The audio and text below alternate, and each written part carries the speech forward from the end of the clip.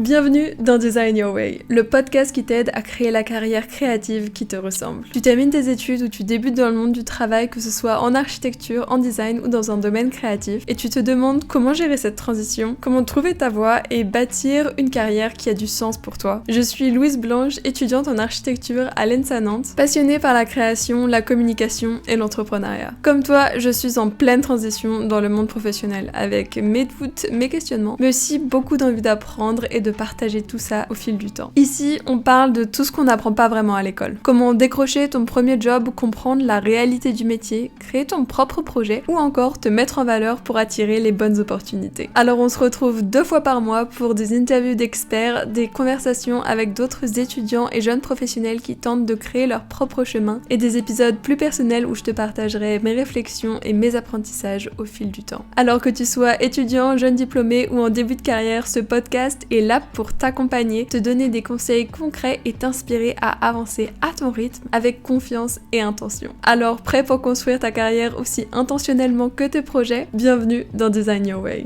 Aujourd'hui, on se retrouve pour un échange avec Louis, un jeune économiste de la construction, passionné d'architecture et de bâtiments. Ensemble, on va parler de comment continuer de créer lorsque notre métier en dépend et de comment trouver sa place dans le milieu professionnel de l'architecture. Alors, on a eu quelques petits soucis techniques au niveau du son et de l'image de Louis, donc j'espère que ce sera pas trop gênant, mais je pense vraiment que le contenu de cet épisode va vous intéresser. Je vous laisse tout de suite avec ma conversation avec Louis qui va commencer en nous racontant son parcours, pourquoi est-ce qu'il est entré dans le monde du bâtiment et comment est-ce qu'il en est arrivé à devenir économiste de la construction. Alors moi, je viens d'un parcours scolaire vraiment orienté autour de la construction, de l'architecture, parce que j'ai toujours été passionné par ça, pour le coup. Ce qui m'a amené à l'architecture, mon père était paysagiste. Ça m'a un peu dirigé vers justement ce métier de la création, de créer des jardins par exemple. Donc moi j'ai fait tout d'abord des études dans la charpente, plus en chantier, mais ça n'empêche que c'est un métier quand même créatif où on est amené à beaucoup travailler le bois et où il faut avoir une très bonne vision de l'espace. Ensuite j'ai continué dans le bâtiment, mais plus dans un métier un peu moins connu, celui d'économiste de la construction. Donc c'est un métier en gros où on va être l'un des interlocuteurs principaux de l'architecte.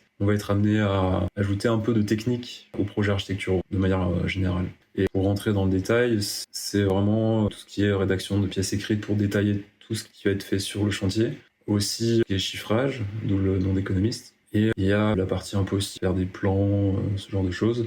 Donc ça, je l'ai fait dans un deuxième temps dans mes études, après tous mes stages en charpente. Et maintenant, je suis économiste de la construction dans un bureau d'études à Aix-en-Provence. Voilà, donc où j'en suis maintenant, ça fait un peu plus d'1 an que j'exerce ce métier à temps plein. Qu'est-ce que ça signifie pour toi créer ? Je pense que la créativité, c'est quelque chose qui est lié à l'enfance, en fait, en tout cas pour moi, et quelque chose qui se cultive, parce que c'est une chose d'être curieux, d'être créatif quand on est enfant, mais c'est vrai que quand on arrive dans le monde du travail, justement, c'est ce sur quoi on va travailler durant ce podcast. C'est des choses qu'on peut un peu perdre, ou en tout cas, ça se dilue un peu dans toutes les contraintes qui arrivent avec le monde du travail. Donc, être un créatif, c'est justement savoir un peu ce qui nous a amené à être passionné. Donc, par exemple, dans l'architecture, moi, je sais que ce qui me passionne, c'est vraiment cette possibilité de partir d'une idée un peu immatérielle, enfin, en tout cas, qui vient de la pensée, et d'arriver vraiment à quelque chose de tangible et accessible au plus grand monde, et adapté aussi aux besoins de chacun. Et du coup, en tant qu'économiste de la construction, parce que je pense qu'on a souvent cette idée que voilà, c'est l'architecte qui prend toutes les décisions un peu créatives, un peu artistiques, et en tant qu'économiste de la construction, comment est-ce que tu vois la créativité du coup dans ton travail maintenant ? Oui, alors ça c'est une bonne question effectivement parce que il y a beaucoup de métiers d'ingénierie entre guillemets où le côté créatif ressort pas forcément en premier, en tout cas dans l'idée de tout à chacun. Mais en fait, c'est une autre façon de voir la créativité, c'est qu'il faut savoir s'adapter déjà aux besoins, aussi aux contraintes économiques. Et donc, il faut savoir balancer entre le côté créatif, alors vraiment le côté 100% créatif de l'architecte, qui a quand même lui aussi des notions de technique, mais aussi en conservant cette esthétique de l'architecte, arriver à quelque chose de réalisable, que ce soit économiquement, mais aussi techniquement. Donc c'est vrai que c'est pas vraiment de la créativité, du design pur, parce qu'on va pas forcément faire de dessin, de plans. Et ce qui me stimule, moi, ma créativité, c'est vraiment ça, c'est de savoir s'adapter en fait aux contraintes, que ce soit les habitants ou alors de la mairie, par exemple, quand c'est des communes. C'est une façon différente de voir la créativité, je pense. Ouais, mais je pense que justement, c'est peut-être une vision qui est moins présente. Enfin, moi, je viens d'un parcours vraiment études d'architecture, le truc où vraiment on fait des plans, des dessins un peu toute la journée, et donc on voit la créativité vraiment dans la manière dont on s'exprime, bien sûr dans le projet en lui-même, et c'est une part hyper importante, mais il y a vraiment plus, je pense, cet aspect artistique qu'on peut retrouver en architecture, alors qu'en fait la créativité c'est pas que le fait d'être un artiste ou pas, on trouve dans plein d'autres choses. Ouais, tout à fait, tout à fait. En fait, je pense que ça tient surtout aux connaissances qu'on a et savoir les appliquer dans le monde réel, en fait. C'est ça, c'est passer de... C'est ce que je disais un peu en introduction, c'est cette faculté de passer de choses immatérielles qu'on a dans la pensée à quelque chose de concret. Et ça s'applique aussi bien à l'ingénieur que à l'architecte, que aux gens autour. Voilà, pour moi, c'est vraiment quelque chose de global. Mais moi je trouve même que directement dans le projet d'architecture, des fois, ce fait de passer entre l'analyse et ensuite le projet qu'on va faire, c'est vraiment le pas le plus compliqué. À un moment, je me suis un peu posée et je me suis dit, qu'est-ce que je préfère? Et moi, j'adore la phase d'analyse. Et c'est vrai que sauter le pas et essayer de dire, ok, maintenant, j'ai toutes les informations dont j'ai besoin, comment je passe à créer une solution? Et en fait, c'est vraiment pas facile. Et j'ai trouvé personnellement que ce qui m'aidait le plus, c'était d'y aller un peu pas à pas et de manière un peu plus intuitive. Donc c'est si j'ai réussi à intégrer un peu toutes les informations que j'ai pu avoir par-ci et par-là. Un cours qui était hyper intéressant à Madrid où on mettait un peu tout ça vraiment à la main dans du dessin, etc. Et en vrai, je trouve que ça donne une super base. Moi, j'ai vraiment ce syndrome de la page blanche et du coup, ça me permet de pas avoir une page blanche et d'avoir ensuite des intentions de projet et d'arriver à créer quelque chose qui a vraiment du sens. Mais c'est vraiment ce moment-là, cette petite marche entre j'ai des infos et je dois faire quelque chose qui est vraiment compliqué en fait à passer. Et c'est hyper intéressant, c'est tout le cœur du métier d'architecte. Et en fait, je me suis rendu compte que c'était vraiment pas si simple. Ouais, mais tu vois ça un peu comme une carte mentale, c'est ça que tu m'expliques, de comment mettre sur table des idées que tu as dans ta tête. Oui, parce que du coup, t'as des éléments qui ensuite vont induire une idée ou une intention, nous on dit intention de projet, mais ensuite, genre, comment est-ce que tu mets tout ça en forme pour que ça vienne ensemble et que ça crée une solution? Et en fait, c'est là où il y a la plus-value de l'architecte, mais c'est là aussi où c'est l'endroit un peu plus critique, quoi. Et toi, je sais que tu as fait pas mal de stages justement, mais est-ce que tu as senti, au-delà des travaux pratiques que tu as pu faire à l'école, vraiment cette différence-là, comme on évoquait un peu en introduction, de cet idéal que tu as de la création et comment ça s'applique dans le monde réel, dans le monde du travail? Moi, j'avais trouvé que du coup, c'était un petit peu moins fou. Qu'une fois qu'on avait fait vraiment la partie d'analyse ou alors on avait un rendu d'études, c'était plus ok, qu'est-ce qu'on a déjà fait qui a déjà fonctionné, parce qu'il y a un côté très réaliste on peut pas juste inventer quelque chose de toute pièce, il faut que part ce soit un peu fondé, donc c'est soit qu'est-ce que nous on a déjà fait qui a déjà fonctionné, soit qu'est-ce qu'ont d'autres personnes déjà fait qui a déjà fonctionné dans un système un peu similaire. Ensuite partir de ça pour créer un projet un peu plus unique. Mais en fait, je pense qu'en architecture, on a des références qui sont quand même très particulières ou très niches. En agence, il y a beaucoup plus je me repose sur un socle solide, sur des bases de choses qui ont déjà été faites, qui ont déjà prouvé que ça fonctionnait, qui sont déjà quand même bien attestées. Et ensuite, à partir de ça, ça permet aussi d'avoir un discours que tu peux présenter à un client. Si tu lui dis genre, ouais, on a décidé de tester ça, ça marche pas s'il y a quelqu'un qui doit payer derrière. Donc c'est un peu ce que j'ai pu voir. D'accord, ouais, t'as eu une organisation un peu qui t'a permis de se sentir à l'aise, peut-être un peu plus que quand c'était toi qui étais directement impliqué dans des projets à l'école, où c'était vrai, enfin ça sortait que de toi, quoi. Ouais, puis nous on a beaucoup moins cette dimension réaliste, en école en tout cas.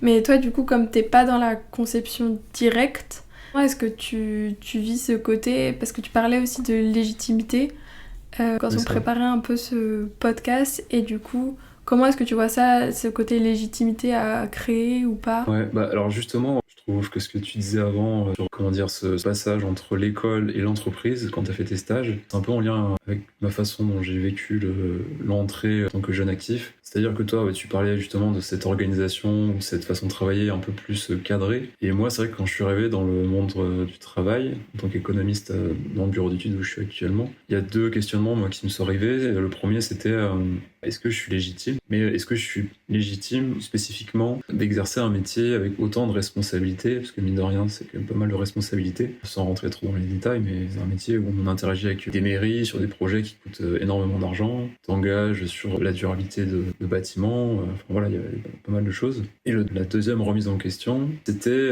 est-ce que je serais rentable au final en fait? C'est vrai que c'est une question qu'on met un peu de côté durant toutes ces études, cette notion de rentabilité en fait. Et c'est vrai que quand tu commences à vraiment faire des choses à produire des documents qui viennent de toi et tu te rends compte que t'es pas forcément très rapide et que si tu galères un peu, ça rajoute une pression.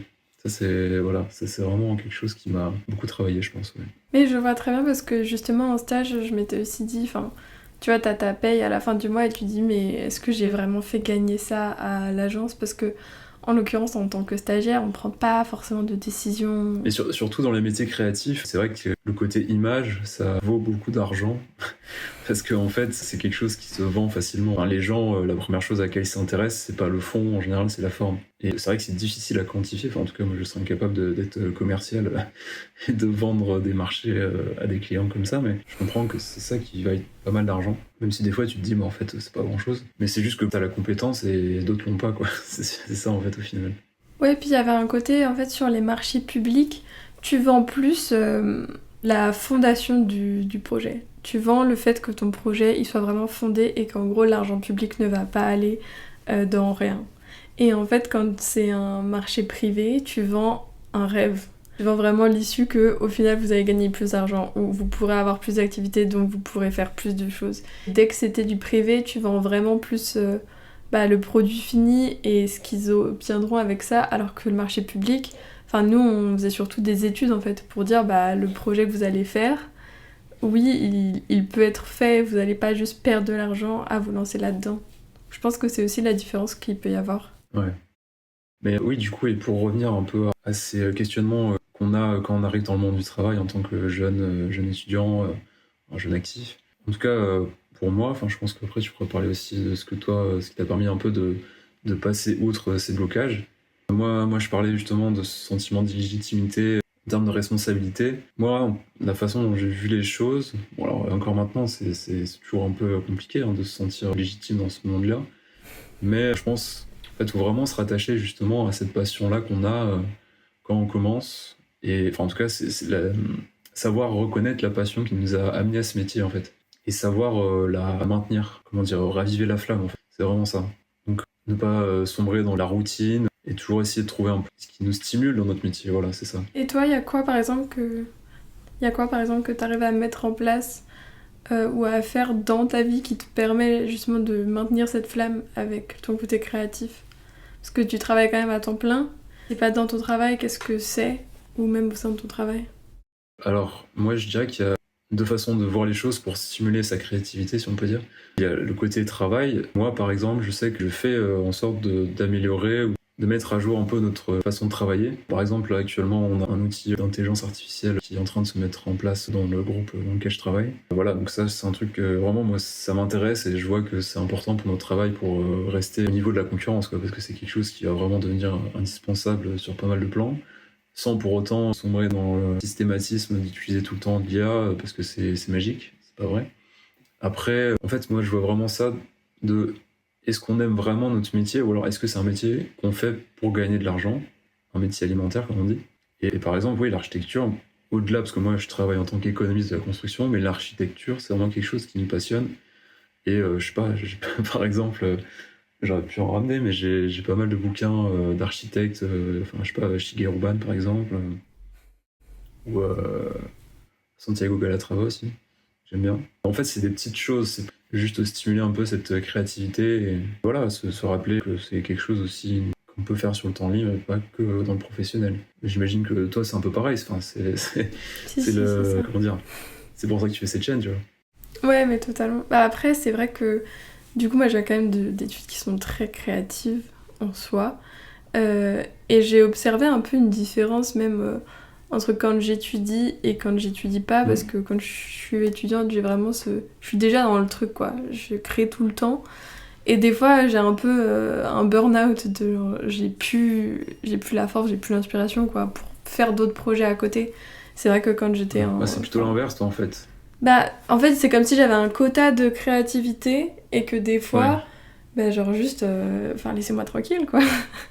Et, et au contraire, quand c'est un peu... Plus je travaille pour quelqu'un d'autre, ou je travaille sur des projets pour quelqu'un d'autre, genre plus j'arrive à, moi, me dire « Ah, je vais faire des trucs pour moi », pour développer des aspects un peu plus personnels, un peu plus créatifs. Et genre, à chaque fois que ma chaîne YouTube, elle reprend de l'envol, c'est au moment où ma vie professionnelle elle est un peu plus plate.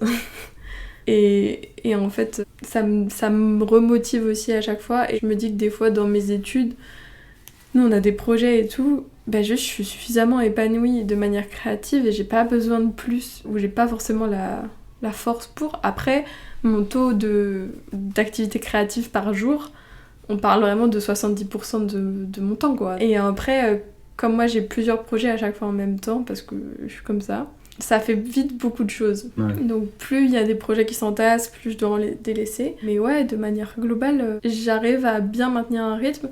Et c'est vrai que quand je perds ces aspects où voilà, j'ai un projet qui est un peu stimulant, j'ai un objectif, genre un nouveau podcast ou un truc comme ça, et que je perds ça, je trouve toujours une nouvelle idée quoi, pour faire quelque chose. Donc je me dis, je vais dessiner tous les jours, je vais faire ci, je vais faire ça. Mais en tout cas, ça n'arrête pas. J'ai vraiment un minimum, un maximum, il faut que je reste dans cette zone-là. Bon, on va synthétiser un peu ce qu'on vient de dire. En gros, pour passer du statut d'étudiant à jeune travailleur, jeune actif, c'est avant tout apprendre à se faire confiance, peut-être aussi comprendre un peu comment son entreprise fonctionne, trouver sa place, et aussi, enfin pour moi et je pense pour toi aussi, mais comme on a expliqué un peu tout à l'heure, le plus important c'est de réussir à conserver la passion initiale qu'on a, qui est vraiment cette base, et qu'il faut ne pas perdre, parce qu'on voit plein de gens qui démissionnent ou parce qu'ils se disent ouais mais en fait c'est plus comme avant. Enfin, il y a cette fameuse phrase qu'on retrouve dans plein d'autres domaines, mais c'est important d'être exigeant envers sa passion. Et alors, très bonne transition d'ailleurs avec le sujet suivant, c'est trouver l'équilibre entre la productivité et la créativité. L'exigence qu'on a au travail, c'est quelque chose sur lequel il faut trouver un équilibre, je pense. Certes, il faut être exigeant, c'est important, et ça doit être à la mesure de sa passion. Ouais. On l'évoquera un peu plus en détail après, je pense. Mais faut pas non plus en faire trop. Faut pas être blasé de son métier et finalement de sa passion. Après, je pense qu'il y a un truc, enfin moi en tout cas c'est ce que ça m'a apporté dans mon petit parcours, que au final de travailler, d'avoir ce truc où t'es obligé d'être productif, ça t'oblige à mettre un cadre. Parce que quand le cœur de la valeur que t'ajoutes, c'est ce que t'arrives à créer, il faut que t'aies des moments et que t'arrives à créer un cadre dans lequel tu puisses créer. Et en fait, on le sait, mais souvent c'est ça, le plus t'as de contraintes, le plus ce sera intéressant. Alors ça prend plus d'espace cérébral, mais la solution au final elle est beaucoup plus intéressante, et je pense que d'avoir ce cadre, que ce soit en termes de financier en fonction des projets, ou que ce soit même sur le temps que tu as à y accorder, ça te force à aller plus vite, à prendre des décisions des fois un peu plus poussées, et au final d'avoir un travail créatif qui est un peu plus amplifié, alors qu'on connaît très bien, un projet ça peut prendre des mois, des années, comme 1 heure ou 10 minutes quoi. Je vois. Mais ce que tu veux dire, c'est en gros, si j'ai bien compris, il faut pas s'éparpiller dans des projets sans fin, enfin, c'est ça que tu veux dire ? C'est le fait de prioriser. Ouais. C'est vraiment de dire, ok, je dois faire quelque chose, genre là je dois avoir des intentions de projet pour demain, je dois faire ci, je dois faire ça, et donc tu te donnes un temps qui est en fait assez restreint, mais ce temps il devient un catalyseur pour les idées, il devient un catalyseur pour créer vraiment quelque chose de nouveau. Ce que parfois t'arrives pas à atteindre parce que t'as pas cette deadline, t'as pas cette contrainte. Ouais, je vois, effectivement. Ouais. C'est d'autant plus vrai quand t'es en freelance, justement, enfin comme toi. Et c'est vrai que, c'est ce que je disais tout à l'heure, moi j'avais plutôt cette contrainte de planning qui, moi, pour le coup, est imposée par l'entreprise. Et c'est vrai que je pense qu'on a le côté contrainte de temps, c'est quelque chose qui m'a pas mal posé problème, encore maintenant d'ailleurs. Mais ouais, de faire des heures supplémentaires, c'est une chose, des fois il faut le faire. Le plus important, c'est pas non seulement de faire des heures supplémentaires, mais c'est d'être satisfait en fait du résultat accompli à la fin de chaque journée au final. Et ça, sur le long terme, ça a beaucoup plus de valeur que de juste travailler de façon bête et méchante parce que on a besoin de faire des choses. Je sais pas si toi ça t'est déjà arrivé, mais des fois tu travailles jusqu'à très tard, mais tu te dis en fait le lendemain tu reviens sur ce que t'as fait, tu te dis en fait j'étais sur la lune et j'étais tellement fatigué que j'aurais eu meilleur temps de m'arrêter plus tôt, de noter où j'en étais, de ce que j'avais besoin de faire, et de revenir le lendemain à tête reposée. Et en plus, j'aurais eu plus de temps le soir pour poser mon cerveau, parce que là, tu reviens le lendemain, ton cerveau, il est encore dans le jus, totalement stressé. Alors que si tu t'imposes, justement, c'est ce que tu disais, s'imposer un rythme, au final, même si t'es en entreprise, il faut savoir s'imposer un rythme à soi-même. Même quand t'as tes supérieurs qui sont derrière, eux, ils sont toujours là un peu à tirer sur la corde. Donc voilà, pour moi, c'est ça, il faut apprendre à gérer sur cette exigence envers soi-même. Ouais, puis quand t'es en entreprise, Il y a un vrai truc, c'est ou que tu as des clients, mais c'est que tu te dois de faire quelque chose de qualité. Tu peux pas juste te dire ah bah non, ça marche pas parce qu'il y a une personne en face ou il y a des supérieurs. Et donc, moi je trouve que c'est plus cette pression de créer quelque chose qualitatif, alors que des fois, vraiment, il y a des jours sans, quoi. Et de trouver, enfin, d'accepter aussi que, ok, c'est pas le moment, et de revenir plus tard. Mais des fois, c'est pas possible. Et là, je trouve que c'est très frustrant. Dans le sens où des fois ton travail, enfin comment dire, pour caricaturer, le travail est bâclé parce que c'est la fin du temps imparti, c'est ça? Ouais, parce que des fois, en fait, justement, c'est ce moment où tu dis, en fait, j'aurais mieux fait de rentrer et d'arrêter. Sauf que tu peux pas, parce que t'as pas le temps en plus.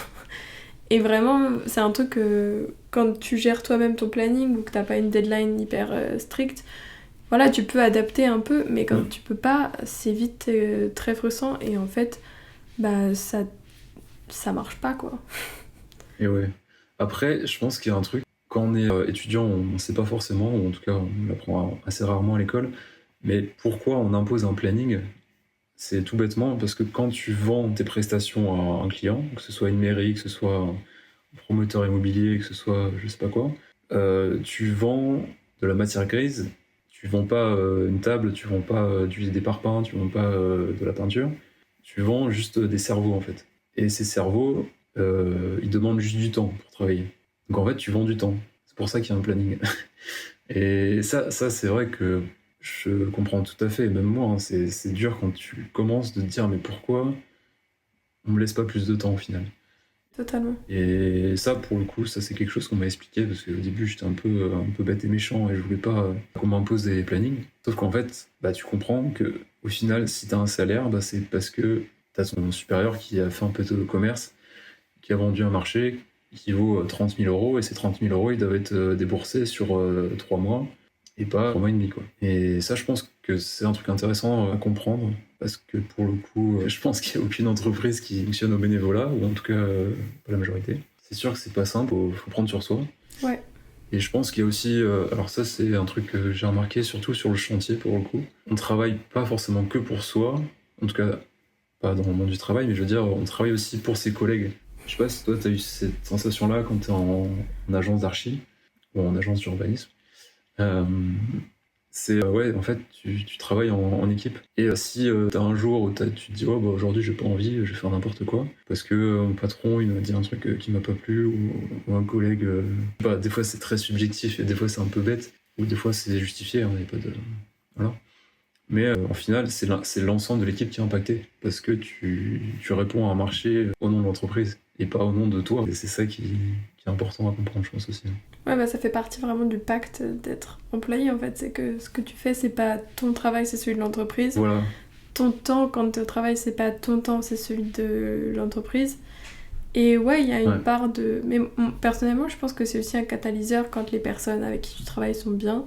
Aussi de donner une motivation extra, de dire ah bah en fait, faut que j'ai terminé pour permettre aux autres en fait de travailler.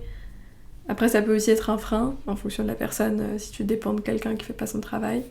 Mais c'est à double tranchant, quoi. Ah oui, bah bien sûr, après c'est... Enfin, je le dis de façon un peu péremptoire, mais c'est après, oui, t'as différentes façons de fonctionner, et puis après, il y a aussi l'auto-entrepreneuriat qui existe. Au final, c'est un peu la même chose, parce qu'au final, c'est des exigences que tu dois te fixer à toi-même, parce que tu dois rien à personne, mais tu le dois que à toi-même. Non, mais t'es ton propre employé. Hein. Enfin, l'auto-entrepreneuriat, c'est pas une solution, t'es juste ton auto-employé. C'est juste que tu te mets d'accord avec ton boss et ton boss c'est toi, mais en même temps t'as les exigences qu'un employé parce qu'il y a un moment il faut quand même que le travail soit fait. En tout cas au début ça revient à peu près au même. C'est des avantages différents quoi. Bah ouais, c'est vrai qu'il y a beaucoup de gens qui voient ça un peu comme un idéal de travail parce que justement t'as pas les contraintes de la hiérarchie, etc. Mais t'as tellement plus de responsabilités. Enfin, c'est super de réussir en tant qu'auto-entrepreneur, c'est peut-être le plus valorisant qui existe comme métier, mais faut l'assumer quoi. Ouais, c'est pas simple. Enfin, genre moi j'ai un pied dedans, tu vois, et déjà... En fait, tu te rends compte que oui, t'as pas les contraintes de la hiérarchie, mais t'as toutes les contraintes qu'a ton directeur. Et ton directeur, il a plein de contraintes. Et alors, si t'es tout seul, en soi, t'as pas la contrainte d'avoir des employés. Mais sinon, t'as tout... En fait, le truc, c'est que quand t'es employé, généralement, à part si tu travailles dans la partie où t'es un commercial, c'est pas toi qui va chercher, qui va vraiment chercher des clients. Et en fait, la majorité du temps d'un CEO ou d'un chef, c'est de faire en sorte que d'avoir des clients, c'est vraiment son taf. De créer des stratégies pour avoir des clients et ensuite que le travail puisse être délivré. Et quand tu dois tout faire toi-même, bah en fait c'est presque 50% de ton temps des fois qui va juste dans l'acquisition de nouveaux clients.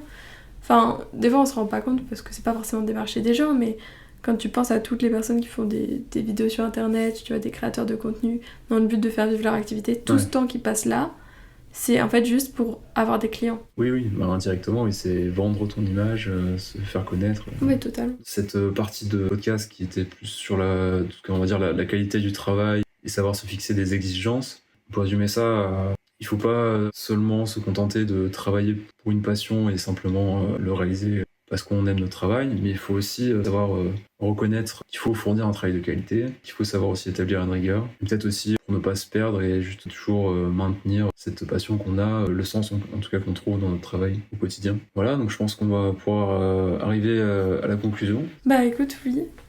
Je pense que juste un truc du coup, si on pouvait donner un seul conseil à un étudiant ou un jeune qui est un peu dans ce doute de comment être un peu plus à l'aise avec son travail, avec la manière dont il ou elle peut créer, qu'est-ce qu'on pourrait donner si on pouvait donner qu'un seul conseil? Qu'est-ce que t'en penses? Bah, alors, je pense en tout cas pour moi, je vais essayer de résumer un peu ce que j'ai dit durant notre entretien là. Alors, pour moi, être un créatif et réussir dans son travail, s'épanouir, ça tient à 3 choses. Tout d'abord, savoir d'où l'on vient. Ensuite, être conscient de ses blocages et libérer sa vocation justement par l'introspection, donc c'est-à-dire réfléchir un peu à pourquoi on n'est pas totalement épanoui et pourquoi on est stressé, enfin ce genre de choses. Et finalement, créer une organisation un peu qui nous libère et qui nous détache un peu de toutes ces appréhensions, de toutes ces peurs, on va dire.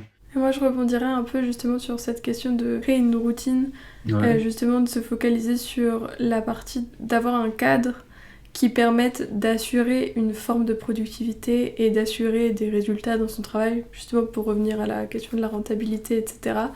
Mais en même temps, avec ce cadre, de permettre de catalyser la créativité et aussi d'avoir un sens, d'avoir une direction, ce qui permet d'obtenir un résultat qui est au final plus intéressant et qui peut vraiment apporter une différence. Et aussi, potentiellement, créer même un cadre soi-même personnel dans sa vie personnelle ou vraiment un peu plus un travail qu'on peut faire nous-mêmes de cultiver notre créativité dans notre vie quotidienne, dans des projets annexes ou dans d'autres types d'objectifs. Du coup, pour ceux qui nous écoutent ou qui nous regardent, c'est le premier enregistrement qu'on fait vraiment sur ensemble en fait pour ce podcast, pour ce format un peu plus de partage d'expérience. N'hésitez pas aussi à nous faire un retour et de vous abonner au podcast, que ce soit sur YouTube, sur Apple Podcast, sur Spotify, et vous pouvez aussi laisser un avis ou un commentaire. Non mais en tout cas on prend tous vos retours. Honnêtement, le but c'est d'améliorer ça et de faire en sorte que ce soit une ressource utile. On se retrouve dans le prochain épisode ensemble pour un peu plus de partage d'expérience. À bientôt dans le prochain épisode.